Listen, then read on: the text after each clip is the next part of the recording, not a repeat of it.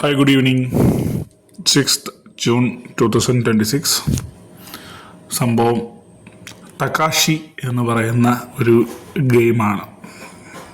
ഇതിൻ്റെ ഇൻട്രൊഡക്ഷനിൽ ഞാൻ ജസ്റ്റ് കയറി പ്ലേ ചെയ്ത് തുടങ്ങിയ സമയത്ത് സത്യം പറഞ്ഞാൽ റെക്കോർഡ് ചെയ്യാൻ വിട്ടുപോയി. ആക്ച്വലി ഞാനൊരു വലിയ ഒരുത്തൻ്റെ വെട്ട് കൊണ്ട് വീണ് കിടക്കുന്ന സീനാണ് കിടക്കുന്നത്.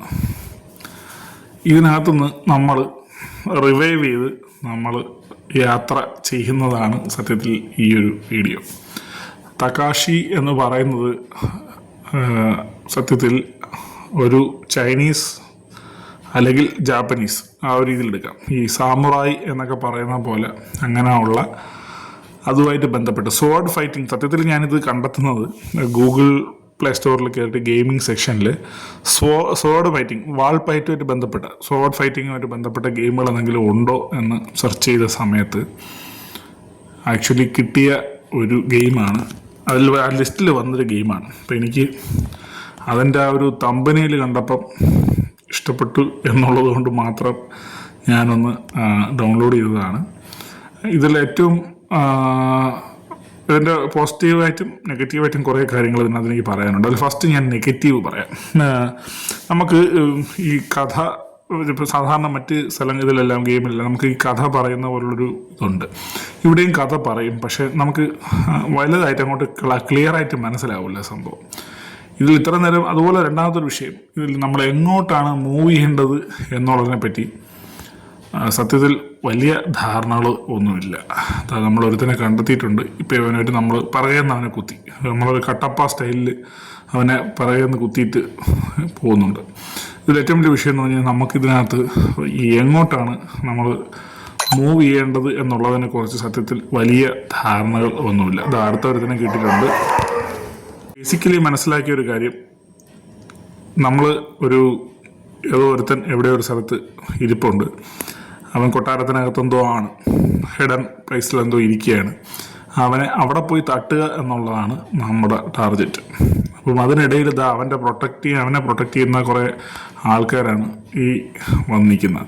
അപ്പോൾ ഇതിനകത്ത് നമ്മൾ ഒരു നെഗറ്റീവ് ഇതും കൂടെ എനിക്ക് പറയാനായിട്ടുണ്ട്. ആക്ച്വലി നമ്മൾ മറ്റ് വീഡിയോസിൽ അല്ലെങ്കിൽ ഗെയിമിംഗ് ഒക്കെ ചെയ്യുമ്പം ലെഫ്റ്റ് സൈഡിൽ കൺട്രോൾ ചെയ്യാനുള്ളൊരു ഓപ്ഷൻ കാണും. ഇവിടെ റൈറ്റ് തമ്പ് കൊണ്ട് നമുക്ക് ത്രീ ഡയമെൻഷനിൽ നമുക്ക് കാണാനും, ലെഫ്റ്റ് സൈഡ് ഡൗണിൽ കാണുന്ന ഓറഞ്ച് സർക്കിൾ ഉണ്ടല്ലോ, അത് വെച്ചാണ് സത്യത്തിൽ മൂവ്മെൻറ്റ് നടത്തുന്നത്.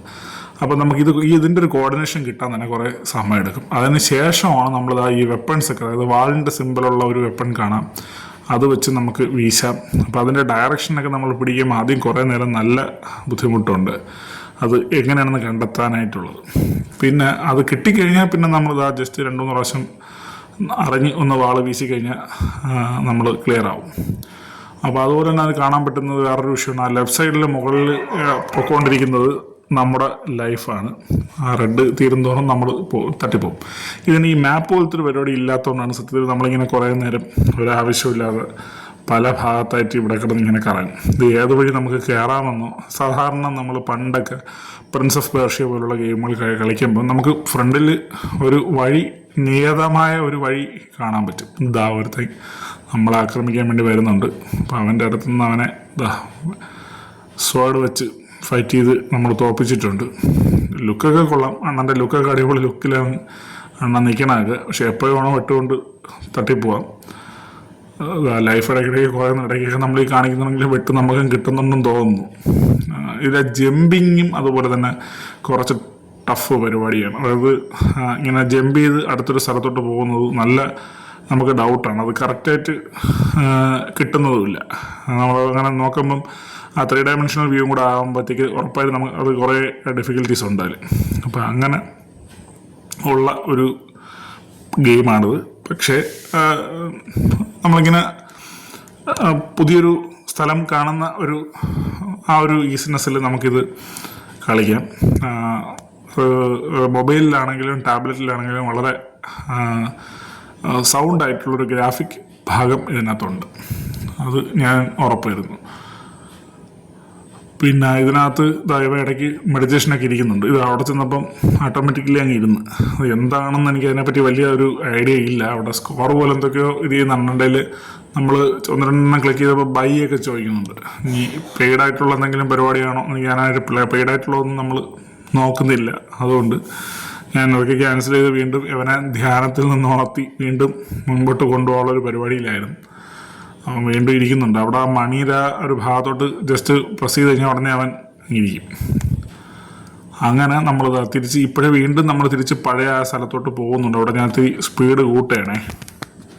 ഇവിടെ എത്തുമ്പോൾ ഞാൻ സ്പീഡ് കൂട്ടിയത് വേറെ ഒന്നും കൊണ്ടല്ല, ഈ വന്ന വഴി മുഴുവൻ ഞാൻ വീണ്ടും തിരിച്ചിറങ്ങിപ്പോയി.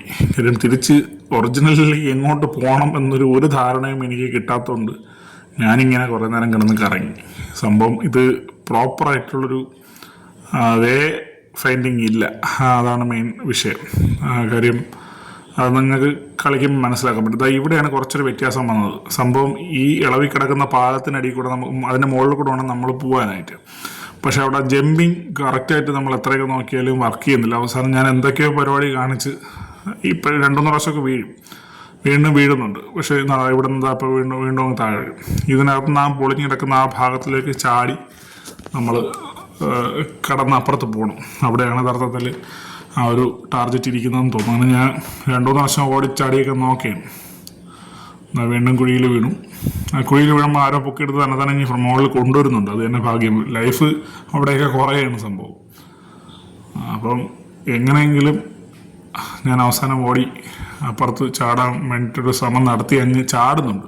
അവിടെ ചാടിക്കഴിഞ്ഞാൽ പിന്നെ നമുക്ക് വീണ്ടും കുറേ ആൾക്കാരെയൊക്കെ കാണുകയെങ്കിലും ചെയ്യാം. ഇതിനകത്ത് വേറൊരു പ്രശ്നം, അത്രമേൽ അങ്ങനെ അങ്ങോട്ട് വാറിയേഴ്സിനൊന്നും കാണാൻ പറ്റുന്നില്ല. ഇടയ്ക്ക് 1-2 പേര് നിൽക്കും. അവന്മാരെല്ലാം ഭയങ്കര വലിയ ഫൈറ്റേഴ്സൊന്നുമല്ല, നമുക്ക് ഈസിയായിട്ട് തട്ടിയിടാം. പക്ഷേ ഇനി വരുന്ന ആ മെയിൻ വില്ല എടുത്തുണ്ട് അവനെ കണ്ടെത്തുക എന്നുള്ളതാണ്, അല്ലെങ്കിൽ അവനെ ഫൈറ്റ് ചെയ്ത് വീഴ്ത്തുക എന്നുള്ളതാണ്. ഇപ്പോൾ നമ്മൾ ചാടി അപ്പുറത്തെത്തിയിട്ടുണ്ടോ സക്സസ്. അവിടെ എന്തോ ഒരുത്തൻ അവിടെ നിൽപ്പുണ്ട്. അവനെ ആദ്യം അങ്ങ് തട്ടണം. തട്ടി ഇവന്മാരെല്ലാം തട്ടിയിട്ടുണ്ട്. ഇവന്മാരെ നേതാവിൻ്റെ അടുത്തോട്ട് പോയി. അത് ഭയങ്കര വലിയ തടിയും പൊക്കമൊക്കെ ഉള്ള ഒരു മനുഷ്യൻ വലിയൊരു വാളം കൊണ്ട് നിൽപ്പുണ്ട്. ഈ ഗെയിമിങ്ങിനെ പോകുന്നുണ്ടെങ്കിൽ ഞാൻ ഒരു പ്രാവശ്യം ദയനീയമായിട്ട് പരാജയപ്പെടുന്നുണ്ട്. ഒരുത്തൻ എന്തോ കൊണ്ട് കുത്തിയൊക്കെ ഇടുന്നുണ്ട്. നമ്മൾക്ക് വാളും പിന്നെ ഇങ്ങനെ വേറെ 1-2 ചാടുന്നതും അതുപോലെ തന്നെ 1-2 വേറെ പരിപാടികളും മാത്രമേ നമുക്കുള്ളൂ. ഈ മെയിൻ വില്ലൻ്റെ കയ്യിൽ സംഭവം വേറെ എന്തൊക്കെയോ പരിപാടി. പാലത്തിൽ വെച്ച് ഒരുത്തൻ യുദ്ധം ചെയ്യാൻ വിളിക്കുന്നുണ്ട്. അവനെ പാലത്തിൽ വെച്ച് നമ്മൾ വെട്ടി താഴെ ഇടുന്നുണ്ട്. അവിടെ നിന്ന് പിന്നെയും ഫ്രണ്ടിലോട്ട് നടന്ന് പോവുകയാണ്. വീണ്ടും ഒരുത്തൻ നിൽപ്പുണ്ട്. ഇവന്മാരെല്ലാം അവൻ്റെ ടീമുകളാണ്. അവന്മാരെ നമ്മൾ തട്ടിയിടുക എന്നുള്ളതാണ് നമ്മുടെ മെയിൻ ഉദ്ദേശം. അങ്ങനെ ഇടയ്ക്ക് നമുക്ക് തന്നെ ബോറടിക്കുന്നൊരു പരിപാടി ഉണ്ടോ, ഇടയ്ക്കത് ബോറാവുന്നുണ്ട്. പക്ഷേ ചില സമയങ്ങളിൽ ക്രിട്ടിക്കൽ പോയിന്റുകളിൽ ആക്റ്റീവാണ് നമ്മൾ. അതൊരു രസമായിട്ട് തോന്നുന്നു. ഇവിടം വരെ എത്തണം. ഇവിടം വരെ എത്തുമ്പോഴെന്താ ഒരുത്തവിടെ ഇവനാണ് നമ്മളെ കുറേ ഡാമേജ് ഉണ്ടാക്കുന്നത്. ഇവൻ്റെ ഇരിക്കുന്ന ആ വലിയ സാധനം ഭയങ്കര ഡേഞ്ചറാണ്. കാര്യം അത് നമ്മളിവിടെ ഫെയിൽ ആവുന്നുണ്ട്. Actually your dead. നമ്മളെ ലൈഫ് വളരെ കുറവായിരുന്നു. ഒരിക്കൽ കൂടെ നമ്മൾ റിവൈവ് ചെയ്തെടുക്കാൻ പറ്റുന്നുണ്ട്. പക്ഷേ ഇതിന് ശേഷം ഞാൻ പിന്നെ അവനെ വെറുതെ വിട്ടിട്ടില്ല. തുരുതുര 4 വാക്കിന് ഇടയ്ക്ക് ഇങ്ങോട്ടൊക്കെ വരുന്നുണ്ട്. അവനെ 4 വാക്കിന് തട്ടി അവനെ ഇടുന്നുണ്ട്. പക്ഷേ അവിടെയും കുറേ പ്രാവശ്യം നമുക്ക് കിട്ടുന്നുണ്ട്. നമ്മൾ ഓടി ഇവിടെ ഒരു പല്ലിയുണ്ട്. ഇതിനെ നമ്മൾ വെട്ടി. ഇതിനെ വെട്ടുമ്പോൾ ഇതിൻ്റെ വായിൽ നിന്നെന്തോ ഒരു വിഷം നമ്മുടെ വാളിലെടുത്തിട്ടുണ്ട്. ഇനി ആ വലിയ വാതിൽ തുറക്കണോ എന്നാണ് ചോദിച്ചിരിക്കുന്നത്. നമ്മൾ എന്തോ ചെയ്യുമ്പോൾ ആ വാതിൽ തുറക്കും. ഈ വിഷം പുരട്ടിയ വാളുമായിട്ട് ഇനി നേരെ പോകുന്നത് മറ്റേ മെയിൻ വില്ലൻ്റെ അടുത്തോട്ടാണ്. അവൻ കുറേ ഉണ്ട്, കാണാൻ തന്നെ കുറേ ഉണ്ട്. അവൻ ഇപ്പോൾ ഇറങ്ങി വരും. വന്നു കഴിഞ്ഞാൽ വന്നു. അവൻ്റെ ഇരിക്കുന്ന എന്താ കത്താന എന്ന് പറഞ്ഞുകൊണ്ടൊരു വലിയ വാളും ആണ്. ഇനി സംഭവം അവൻ എന്തൊക്കെ ചോദ്യങ്ങളൊക്കെ ചോദിക്കുന്നുണ്ട്. ഞാൻ കൂടുതൽ അതിനെപ്പറ്റി നിൽക്കാതെ സ്കിപ്പടിച്ചു പോയി. പിന്നെ കിട്ടിയ വാക്കിന് മറ്റേ വിഷം പുരട്ടിയ വാളുകൊണ്ട് കുറേ ഫൈറ്റ് ചെയ്തു. ഇടയ്ക്ക് നമുക്കും കിട്ടുന്നുണ്ട്. പക്ഷേ എങ്കിലും ഫസ്റ്റ് അറ്റാക്ക് നമ്മൾ ചെയ്തുകൊണ്ടാണെന്ന് തോന്നുന്നത്. ഇടയ്ക്ക് ഒരെണ്ണം കിട്ടിയിട്ടുണ്ട്. ഇവന് കുറച്ച് തടിയും പൊക്കവും കൂടുതലായിട്ട് കറങ്ങിയൊക്കെ വരാൻ കുറേ സമയം എടുക്കുന്നു എന്നെനിക്ക് തോന്നുന്നു. അതിനിടയ്ക്ക് നമ്മൾ പിറകെ ചാടിയൊക്കെ വെട്ടുന്നുണ്ട്. ഇത് എന്തിനാണെന്ന് എനിക്ക് മനസ്സിലായില്ല. ഇടയ്ക്കൊരു നോട്ടിഫിക്കേഷൻ പോലെ വന്നിട്ടുണ്ട്. നമ്മളതിനിടയിൽ ബാക്കിൽ പോയി അതിൻ്റെ എന്തോ സൂചനയാണ് തന്നെ. നമ്മൾ നേരെ ബാക്കിൽ പോയി വീണ്ടും തുരുതുര വെട്ടണുണ്ട്. അവർ പറയുന്ന 4-5 വെട്ടുകൾ കൊടുത്തു. ഒടുവിൽ നമ്മൾ തുരുതുരാനുള്ള വെട്ടുകൊണ്ട് അവൻ ഡെഡാവുന്നുണ്ട്. അവൻ ഡെഡായി എന്നാണ് തോന്നുന്നത്. അവൻ ഡെഡായി. നമ്മളെന്തോ ഇതൊക്കെ നമ്മൾ ചെയ്യണമല്ല, ഓട്ടോമാറ്റിക്കലി ആ ഗ്രാഫിക്സ് വഴി വരണതാണ്. നമ്മൾ വിക്ടറി അച്ചീവ്ഡ് നേടിയിട്ടുണ്ട്. എന്തൊക്കെയോ ഓരോ സാധനങ്ങളൊക്കെ നമുക്ക് വരുന്നുണ്ട്. അവൻ്റെ കത്താന, കർവ്ഡ് കത്താന, അത് നമുക്ക് കിട്ടിയിട്ടുമുണ്ട്. So we are happy. നമ്മൾ ഒരു ഫസ്റ്റ് ഫേസ് വിജയിച്ചിട്ടുണ്ട്. ഇനി ഇവിടുന്ന് മുമ്പോട്ട് ആ വഴി ഒന്ന് നടന്ന് പോകണമെന്ന് എനിക്ക് തോന്നി. അങ്ങനെ ഞാൻ പതുക്കെ നടന്ന്, ഞാൻ നോക്കി ഇവിടുന്ന് അങ്ങോട്ടൊരു വഴി കിടക്കുന്നുണ്ട്. പതുക്കെ സ്റ്റെപ്പ് ഇറങ്ങി അലുവാക്കിനൊക്കെ നോക്കി വേറെ അവനെങ്കിലും കൂടെ ഉണ്ടാകുന്നുള്ളൂ. അപ്പോൾ ആരെയും കാണാനില്ല. അവിടെ നിന്ന് നമ്മൾ ഈ ഒരു വഴി മുന്നോട്ട് പോവുകയാണ്. ഇവിടെ വെച്ച് ഗെയിം കംപ്ലീറ്റ് ആവുന്നുണ്ട്. സ്കോർ ബോർഡും കാര്യങ്ങളൊക്കെ തന്നെ. എന്തായാലും സിമ്പിളായിട്ടുള്ള അടിപൊളിയായിട്ടുള്ളൊരു ഗെയിം, എല്ലാവർക്കും പ്ലേ ചെയ്യാം, അങ്ങനത്തെ ഒരു game. So have A happy day. ഇനി നെക്സ്റ്റ് ഒരു ഗെയിമായിട്ട് വീണ്ടും കാണാം. Thank you.